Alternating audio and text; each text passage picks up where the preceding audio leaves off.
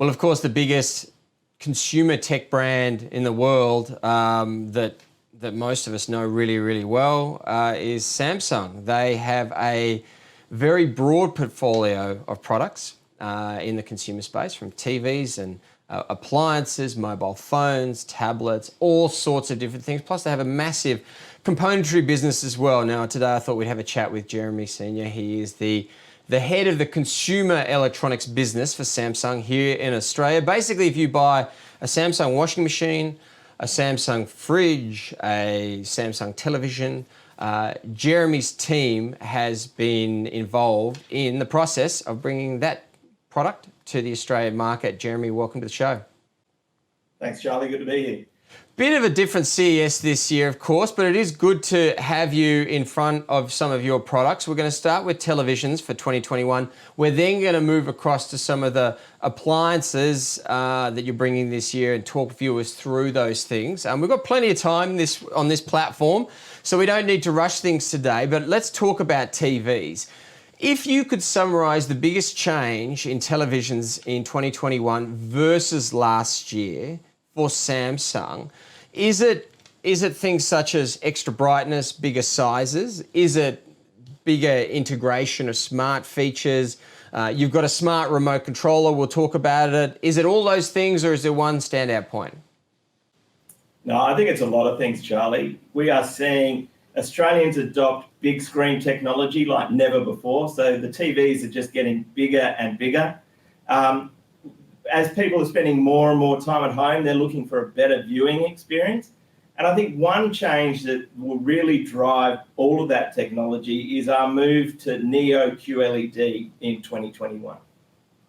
So talk about that technology then, because one of the things that Samsung has done very well so far is brightness of your television, clarity, but also brightness. And I think that's been a popular element of consumption here in Australia, because a lot of us live in those open family rooms with the open kitchen, dining, family area. So a bright television is an important feature. But tell me about this new platform of television that you're bringing out. Absolutely. So QLED technology has been delivering those really bright colors that are essential for the way we're living our lives at the moment. What Neo QLED does is allows not just a brighter TV, but a darker TV as well. I know that sounds a bit complicated, but we're changing the traditional QLED and making it a very, very microscopic version. And that allows us to pinpoint where the light is and where the light isn't with very specific detail to give the consumer the best experience. But what we have here is 200 traditional LED packets. Now, this is what 200 LEDs would look like in a TV today. Now, there's a lot more than 200 in any TV, but you can see the absolute size of them. They're quite big, and that means that the TV lighting system is quite broad. With Neo QLED, it might be a bit hard to see, but in this Petri dish, that is 10,000 new LED backlights on something that's not much bigger than the size of 2 postage stamps. Wow. So that allows us to very precisely control where the light is, where the color is coming from in your TV, giving you the best possible color, brightness, and contrast in our new TVs. Is it harder to create or keep that definition as you race for bigger and bigger TV sizes? Because I know that we've spoken for a number of years now about trends in televisions, and we're talking 46 inches, and then the next year is 55 inches, and then this year I'm no doubt 65 inches is going to be the average, if it's not already. Is that the sort of counterpoint to getting the extra clarity, the darkened zones where you want them, the brighter zones where you want them? Is that the challenge? Yeah, screen size is absolutely a part of it, and you're right, 65 inches is the new normal. That's the majority screen size in 2020. We're seeing our range expand to bring a lot more 75-inch and, most importantly, 85-inch and above screens to market. So to do that, you need a better backlighting system to fill that screen, but you also need better resolution, and that's where you're seeing UHD become a new normal, and 8K really expanding as well. When Samsung brought out Blu-ray players, I think I had the first one on Australian television. I showed Australia the Blu-ray player. I don't see too much attention for those peripheral accessory units that you plug into a television. It seems more built in via apps and things like that. Can you give us a little bit of an overview of where Samsung sits this year with that element of the TV experience? Absolutely. I think everyone is aware now of the apps, whether it be streaming services such as Netflix or Stan, Foxtel Go, etc., that are available on their TVs. Samsung have also launched Samsung Plus, which is over 30 channels of free streaming content available on all of our TVs. The interesting with that, though, is I think once you start providing content, you really do add stickiness to the television experience, don't you? Because I know that I like watching Bloomberg television. It's a great news channel. If I can get that free through buying a television from Samsung or taking my 2016, 2017, 2018, whatever model I've got television back a certain distance and upgrading it or adding that new software, that adds to the experience, doesn't it? So are you saying that Samsung is going to be presenting hardware plus content as part of your mix in encouraging people to buy your stuff? Absolutely. We know that content is critical to not only getting stickiness to our products, as you said, but also to giving consumers what they expect. They have content easily accessible on so many devices now, and the television clearly needs to keep up with what's available via mobile devices and otherwise. And utilising Samsung TV plus our electronic program guide to make it accessible to find all of that content will really hope give consumers the experience they're looking for. Now, as you know, Harvey Norman is a big sponsor of a lot of the media programs that we broadcast and publish. I was at a Harvey Norman store last year in about November. We looked at a Samsung television, an 8K TV that was on the wall, that filled the wall. There was almost $100,000. It was a sensational TV, no doubt you've seen it. Can you tell us whether you're going to have a new model like that or whether Samsung sees importance in bringing out those sort of centerpiece technologies in the TV space and what you're going to be doing in that area this year? Yeah, we absolutely do. But we also see that to give the true experience that consumers are looking for in those ultra-large screen sizes, that the technology that exists today has been a bit limiting. So that's why we're announcing the micro LED 110-inch consumer television. You may have seen this in some of our professional displays. But this is a new consumer technology that allows you to have adaptable screen sizes, so you can change the configuration of them and then grow them from 110-inch, which is what we'll be launching, up to 150-inch and beyond. Wow. And do you sell many of those? Because I imagine there's some homes across Australia that got absolutely giant televisions in them because people just like watching their favourite content. Is it sort of 1 and 2 units per store or per state, or do you actually sell through a few units? It's still very much, let's call it a bespoke technology. Obviously, price and situation is a consideration. That you need to have the right viewing experience, a flat wall, etc., to bring that to life. And as I said, we've really only had it as a professional solution up until now. But in 2021, we'll be bringing a 110-inch micro LED consumer version to market. Wow. Let's talk very quickly. I'm going to talk about this Echo remote that you've got for your TV in just a sec, but I want to talk about the range that you're going to have, because you do have a big range. I do walk into stores and I see Samsung TVs everywhere in different sizes. Obviously, I don't want to know every single size that you're bringing out, but what are we going to be able to expect from Samsung this year in range? And maybe give us a couple of differences for that 2021 is going to have in this area versus last year. Well, we have a very big range, you're right, and I'll talk about that in a minute. But firstly, I think one of the biggest differences you're going to see in range in 21 versus 20 is through that Neo QLED technology that we talked about before. Our TVs are going to be up to 50% slimmer than they were in 2020. So really utilising that technology to reduce the size of the TVs, create that design that we know consumers are looking for that almost seamlessly fits into your wall. Our TVs are getting bigger, so we're bringing more 85-inch and above TVs to market than we've ever had before. And our TV range is expanding, whether it be our QLED range or whether it be our lifestyle range. Our objective is to make sure that we have the right TV for every space and every moment for consumers to fill their homes. So QLED TV, frame, Serif, Zero, Terrace, and the Premiere will all be in stores and available through 2021. While I've got you, I'm going to ask you about 8K and the likely price points at the bottom end of 8K in just a second. But Terrace, I thought, was a really good little example of growing the TV market. It was a television that all of a sudden allowed people to place their TV in an area before they never probably even considered it. But the technology sort of jumped ahead and allowed them to do that. How has Terrace gone here in Australia?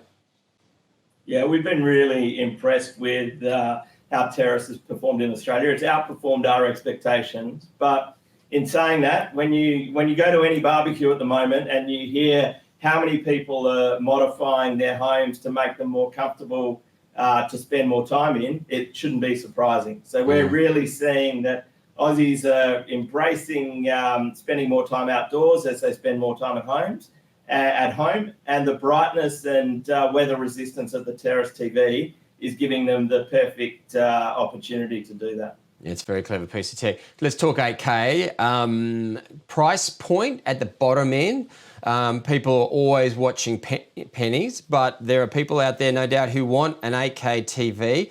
At your bottom end, I don't expect you to get the exact RRPs at this stage. I know that you have a lot of workings to go through before you announce that stuff, but 8K, what is the minimum expectation of investment for a Samsung 8K TV this year? Yeah, we haven't finalised our pricing for 2021, but you will see that 8K pricing and the ranges, as 8K TVs expand and we bring more product to market, it will become a more affordable entry point than it has been today. All right. Do you want to give me a number? No. I had to ask the question. All right. Well, look, let's, before we get to appliances, tell me about this remote control, because it does sound very clever, the ability to not have to change batteries like we have before. Tell us about that. Yeah, Charlie, look, our message at CES has all been about a better normal for all. And whilst that can be seen absolutely in all the products we're bringing to market, it also needs to be shown in how we're behaving as a corporation more broadly. And what we've done this year is, by releasing this new Eco Remote, we've removed the need for disposable batteries. So the solar panel that you can see here will charge within internal lighting and external lighting, and enable you to have a remote charge ready to go all the time without the need to change batteries. Jeremy, you did make some pretty strong announcements about eco-friendliness and a sort of a stronger shift in that direction as part of your CES announcements this year. I mean, I would imagine that is top to bottom in the thinking. Where else are you making changes? Yeah, absolutely. As a market leader, we need to be innovating in this space. And one of the big changes that we'll be making that in 2021 is how we treat our packaging. So we'll be using a lot more recyclable materials, but we're also taking out all of the inks and things like that would contribute to ecological use. And interestingly as well, we've also been running some great competitions in how the cardboards can be utilised to make everyday household furniture as well. And, one of the ones I just whipped up quickly was this handy little remote control ledge for the couch. So we've seen some great enthusiasm from audiences around the world to embrace this as a program and to upcycle the boxes. So we remove the inks, we shrink the packaging size, and then we are allowing consumers to upcycle them as well. Yeah, and I got to apologise to your marketing department, Jeremy, because whenever you guys get a TV back from me, the box is always beaten up because my kids have been turning it into a cubby house or some other kind of well-used facility in the home. One of the growing and quite successful areas of Samsung's business here in Australia is fridges and laundry appliances. They've obviously made announcements as part of that for CES. Jeremy, fridges this year, I've had a Samsung fridge and it was probably the best fridge I've ever had. But one of the things that you announced as part of your 2021 lineup was removing one of the pain points that I had with my fridge, except in fact, I can't even remember whether it was the Samsung that did this or another one. I had an ice maker and it used to grow green stuff in it. You've got a solution for that this year, I understand. Yeah, absolutely, Charlie. And I think, consumers are probably spending a lot more time thinking about their refrigerators whilst they've been at home so much. And what we've seen and through our research we've understood is that their needs and demands, particularly around hygiene, have increased significantly. So with our new Family Hub and our new French door range, we've introduced what we're calling the beverage showcase. So by simply opening this door, you can see the internal water and ice in the freezer below, allowing, keeps away all those nasty germs and bacteria, and also gives you chilled water on the go with this auto refill jug for whenever you need it. You just put those things into the fridge fills them up themselves, but it also, you're also keeping a sort of a high level of freshness with those beverages, with your ice maker this year, because of the change in the way the fridge manages the technology. Is that right? Absolutely. And with the ice, what we've understood from our research as well is consumers are looking for more than just one type of ice. So with our new refrigerators, we'll have auto ice here, ready to go, nugget ice and traditional cubed ice as well. Brilliant. So it's not about walking to the machine and having a go, making that awful grinding, chunking sound as it spits the ice out. And look, at the end of the day, your 7-year-old has a go at it. Half the ice goes out on the floor anyway. You've changed it all around. It's all built into the mechanism. You just pull it out as you need it. Absolutely. My pet dog at home will be very disappointed. Its job is to chase the ice the children leave over the floor. Now, it's just simply a matter of grabbing the scoop, scooping away, and you have your choice of cubed or nugget ice. You, in the past, have compartmentalised your fridge freezer. Are you able to do that again this year with the models that you're bringing out? So more fridge, less freezer, for example, or part thereof? Absolutely. With our larger capacity 4-door French doors, this space down here can either be adapted to be a fridge or a freezer. And we've also updated it to include 5 preset settings that allow you to store anything from beer, wine, soft drinks to cheeses and meat platters. Additionally, in the line of hygiene, we've also created an airtight container here that will allow you to store fruit and vegetable for much longer than you have been able to traditionally. Oh, brilliant. Now, your touch screen on the fridge, we're going to see more of that this year. Obviously, that's a big part of your fridge play this year. Is it particular models, more models with the on-screen touch? Yep. We absolutely continue to expand the availability of Family Hub, and through 2020 we brought out the 2-door Family Hub fridge to make it more accessible for consumers who had different needs and spaces and drive. Family Hub will continue to be updated and evolved, and we're really seeing consumers adapt to the socialisation of it, being able to post messages and content to share within their family. And more importantly, how they're using menus and recipes to enrich their lives and keep themselves healthy. Very, very cool piece of tech. Now walk across to the appliances section for me because I want to talk to you about laundry. It's a big part of the Samsung business, especially as Australians are spending more time having greater control around the laundry process. I know that in my home, even just having the app tell me when the laundry is finished is convenient. You offer that, but you're offering a lot more in 2021. Take us through some of the things you're doing. So our new washer and dryer lineup in 2021 will be AI enabled. And realistically, what that will allow you to do is to save time and save money through the efficiency of the water and the efficiency of the electricity you use via the smarts that AI delivers. And you're talking about, I heard in your presentation, something that I thought was very clever because I use about 2 or 3 different cycles most of the time. I use the other cycles when I need to, but most of the time it's sort of 2 or 3 cycles. You're going to present them first on the list so I don't have to scroll through everything. There's little benefits like that. Absolutely. AI is going to deliver a whole heap of benefits in terms of how you select the right washing cycles for you. So if you're like me and you just put it on the cotton mode every single time, then it will be the cotton mode that comes up as the first preference for you. Additionally, if you are washing the same sort of things, the washing machine will detect the water and the time required and give you the optimal cycle time, saving you time and money. So you won't have to worry about presetting it to all of the different configurations. The washing machine will detect that and conduct the load in the most optimized way.